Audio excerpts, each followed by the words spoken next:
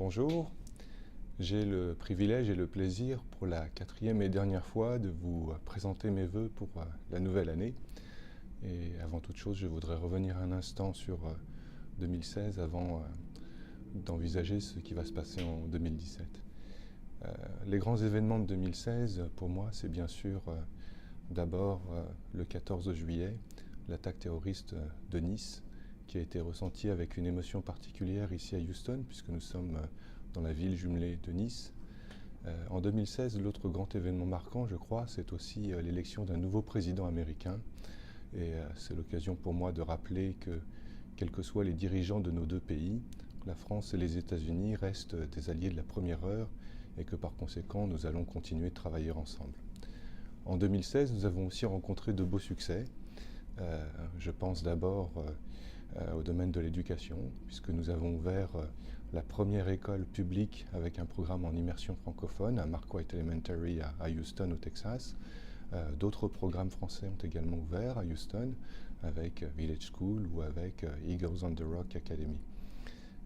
L'année 2016 a enfin été placée sous le signe de l'innovation et de l'excellence française, avec la première édition des Journées franco-américaines de l'innovation à Houston, et puis avec le départ du 10e spationaute français dans l'espace, Thomas Pesquet, qui a passé un certain temps ici à Houston à s'entraîner avant de partir sur la Station spatiale internationale. Pour 2017, je voudrais vous présenter mes vœux, et je ne connais pas de meilleure formule que celle de Jacques Brel. Je vous souhaite des rêves à n'en plus finir, et l'envie furieuse d'en réaliser quelques-uns, car la vie est une magnifique aventure, et nul de raisonnable ne doit y renoncer sans livrer une rude bataille. En 2017, comme depuis mon arrivée, j'ai deux priorités: servir la communauté française et promouvoir la France. S'agissant du service de la communauté française, je continuerai de sillonner la circonscription pour aller à votre rencontre au Texas, en Arkansas et en Oklahoma. Et puis ensemble, avec l'équipe du Consulat général de France à Houston et puis avec nos consuls honoraires à Dallas, à Austin, à San Antonio, à El Paso, en Oklahoma, en Arkansas, nous allons préparer cette échéance majeure que sont les élections présidentielles, puis les élections législatives en avril, en mai et en juin. Sur la promotion de la France, mon souhait est, avec mon équipe, de continuer de nous engager dans une diplomatie tous azimuts.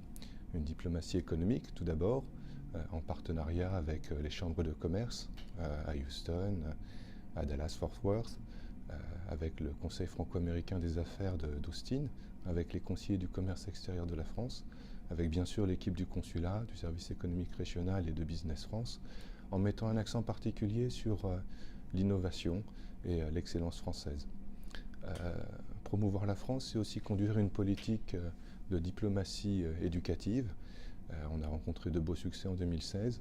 En 2017, on attend l'ouverture d'un nouveau programme français qui à terme sera également homologué par l'Éducation nationale, le lycée international de Houston.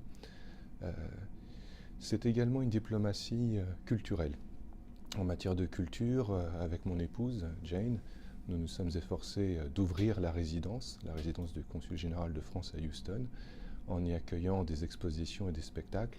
Et une dernière fois avant de partir, nous allons organiser une réception pour le dernier spectacle et puis la dernière exposition à la résidence, qui s'appellera Résonance.